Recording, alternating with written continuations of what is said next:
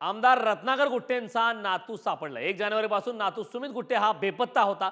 मात्र सुमित गुट्टे मनमाडला सापडल्याची आता माहिती उघड झाली आहे। 1 जानेवारीला सकाळी सुमित हा 9 वाजता घराबाहेर पडला होता। मात्र त्यानंतर तो घरी परतलाच नव्हता। ज्युपिटर हॉस्पिटलमध्ये मुलाखतीसाठी जात असल्याचं त्याने घरी सांगितलं होतं। मात्र त्यानंतर तो घरी परतलाच नव्हता। आज तो मनमाडला आढळून आलाय।